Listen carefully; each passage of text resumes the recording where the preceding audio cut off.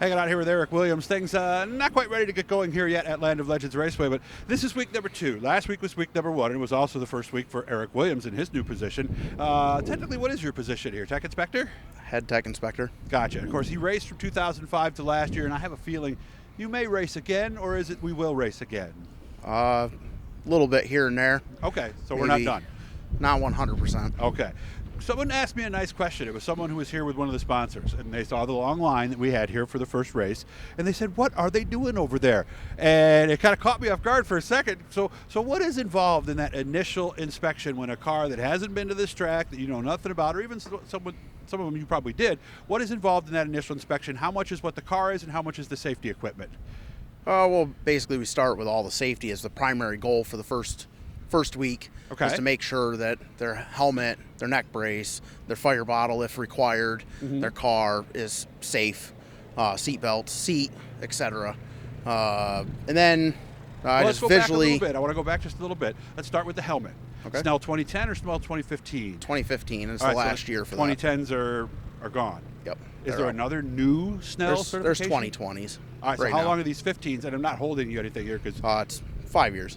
Okay, so this So year. the might be last? 2015s are out after this year. Oh, they're out after this year. Okay, so that's it. So if you guys still have a 2015 Snell certified, you need to do that.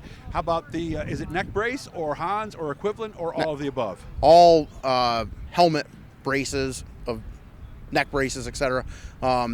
They have a date, but there's no actual rule that says there's a date. I see. Some guys have some really old ones. I did ask if they would get them sent in to get them recertified, but I can't tell them that they have to do it. It's more for safety for their own aspect. Okay. But there is a possibility in the near future there will be a rule change to where they are going to have to be certified and kept up to date, just like your seatbelts and your helmet. Yeah, because there's different devices, and I've heard of guys taking them and sending them in to get certified in the off season. How about the traditional neck brace from years ago? Is that still allowed?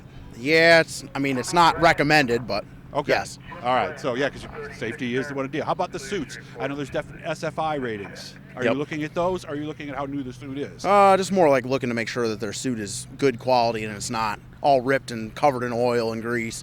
Everybody pretty much has the right stuff. Okay. So we're not necessarily looking at the SFI ratings. No, I mean, at this very stage few of the people game. would even have a lower class Okay. SFI rated suit. How about shoes and gloves?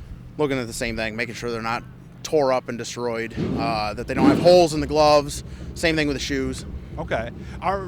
Because even till a few years ago, I would still see people every now and then without gloves. I mean, do you have to remind people on occasion? Or? You're supposed to have them, yes, Uh-huh. but most everybody wears them. You don't really see very many people without them. Yeah, it's not 10, 20 years ago, right? No, Where no. that was fairly common. And some of the Yes. big names, when you see them out there. And, Guilty as charged. Oh, you were one of those guys. A few times. Okay. And you have to. Well, You forget them fortunately- or you lose them and can't find them and you're in a hurry. Throw them out the window at your crew guy. Yeah, that's true. Or have somebody throw them to you at that point, too. So That's how right. about some basic things like on-off switch? I know that has to be labeled and very visible, right? Yep. Fuel, on, off. I look at the gauges to make sure they're all labeled. It's not as critical as the major on-off switch and the fuel. Yeah, because the reason that's in place is, let's say you were knocked out in a crash and your car's still running, right? Somebody has to be able to come up and know quickly how to turn that thing off. It's just that Correct. simple, isn't it? Yep.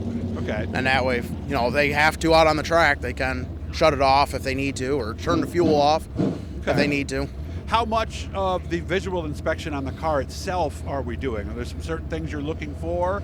Yeah, the biggest thing with the modifieds and the big blocks I found, or the crate modifieds and the big blocks, was transponder location. So many people did not realize that they actually have a rule to where they're located and supposed to be.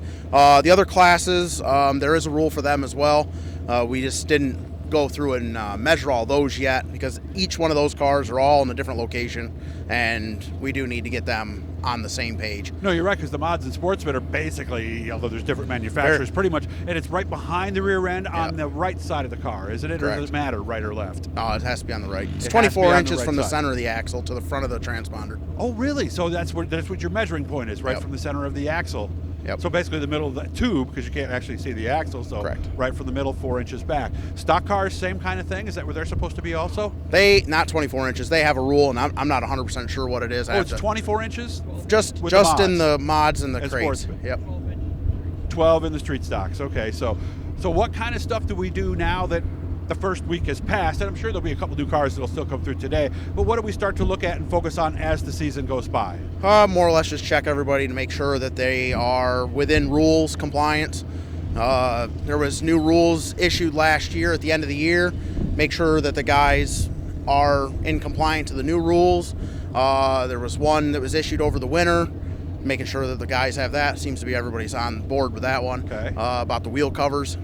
Oh yeah, no more of the plastic ones, right? Correct. Yes. Yep. And then just basically just checking whatever the rules are: carburetors, cylinder heads, aluminum drive shafts, etc., brakes, you name it. Okay. Wiring systems. Make sure there's no traction control. Just go through it all. Yeah, and then when there's series races, obviously the inspection process is a little more detailed at that point. So, do you like being on this side? Because one guy was just teasing you right before we got going. You're the evil one now. You work for the track. No, I don't mind it. No? I do miss being out there, Okay. But you'll be back. So, hit or miss, just And once now- in a while. I am. We'll call it semi-retired. Semi-retired. It's very common. Those that already know that I was planning on doing tractor pulling, unfortunately, that is. Oh, you're doing tractor pulling. I was going to. Oh, going to. After speaking with a bunch of people, logistic-wise, it's just not smart or smart money. If I was a multi-millionaire farmer, that'd be a different story. Are they out there? Yeah. So They are. Okay. About All right. 300,000 buys you a tractor, and it's. I know. People think farming's cheap. It is not. Yeah. It's got a lot more expensive. So. It's the maintenance, honestly. It's not the building of really? the tractor. It was the maintenance. The only class that was semi-local, the maintenance program would be about $250,000 a year, Oh my goodness. and that's 18 to 20 shows. Yeah, and that's just the maintenance. So you're Yeah, doubling that's that. just maintenance. That's not So you got including building a $500,000 tractor. to run a season. Yeah. Makes a sportsman seem pretty darn economical, right? I'm out of that. Well, I'm glad to see you're enjoying this. And again, when you come to the track now, Eric has given you some good advice on some of the things that they're going to look at. Of course, your track experience may vary, right? Check with your own tech inspector, kind of like those doctor things they used to do on the commercial. The best advice Absolutely. comes from your local tech inspector. But thanks for talking to me, Eric. Good job. And guys, hit that blue E. We got to get up to 3,000 subscriptions. Help us get there. Good job, man. Thanks.